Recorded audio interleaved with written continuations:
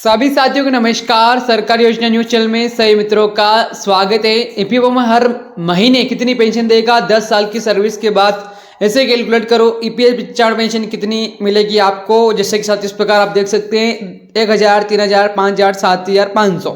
PM Modi की latest update हम इस प्रकार चैनल के माध्यम से जानेंगे, तो बने रहेगा। जितने भी कर्मचारी जुड़े हैं सभी से मेरा निवेदन है, पूरी अपडेट को आप जरूर देखिए बिना स्किप किए। पूरी अपडेट को आप बिना स्किप के देखेगा ताकि आपको पूरी जानकारी समझ में आ सके। और जैसे कि साथियों, यदि आपने अभी तक चैनल को सब्सक्राइब नहीं किया है, चैनल को सब्सक्राइब कर लीजिए, इस वीडियो को शेयर कर लीजिएगा। रिटायरमेंट के बाद आर्थिक सुरक्षा हर कर्मचारी के लिए सबसे बड़ी चिंता होती है। प्राइवेट सेक्टर में काम करने वाले करोड़ों कर्मचारियों ईपीएफओ कर्मचारी भविष्य निधि संगठन पेंशन योजना का एक बड़ा सहारा। बहुत से लोग ये सोचते हैं कि क्या सिर्फ 10 साल की नौकरी के बाद पेंशन मिल सकती है। अगर मिलती हैं, मिलेगी तो कितनी मिलेगी। आज इस लेख में हम सारी महत्वपूर्ण अपडेट को जानने का प्रयास करेंगे, विषय पर चर्चा करेंगे।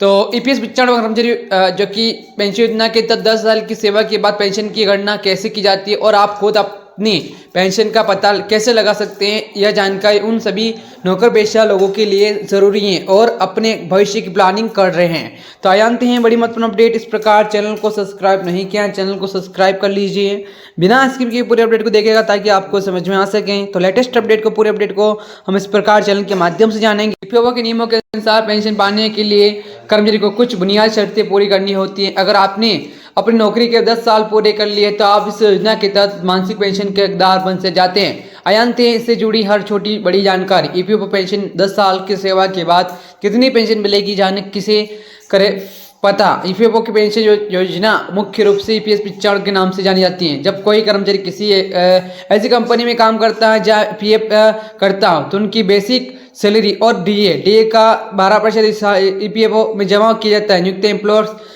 का हिस्सा भी 12% होता है, लेकिन इस 12% में 8.33% हिस्सा पेंशन फंड में ईपीएस जमा होता है। बाकी का 3.67 हिस्सा ईपीएफओ से ईपीएस खाते में, जहां पेंशन का लाभ उठाने के लिए कर्मचारी को कम से कम 10 साल की पेंशन योग्य सेवा पूरी करनी अनिवार्य। यदि सेवा अवधि 9 साल 6 महीने से अवधि है तो इस राउंड फिगर में 10 साल की मानी जाता है। ईपीएफओ पेंशन योजना संक्षिप्त विवरण की बात की जाए तो तालिका में आप जरूर देख सकते हैं बिना स्किप किए।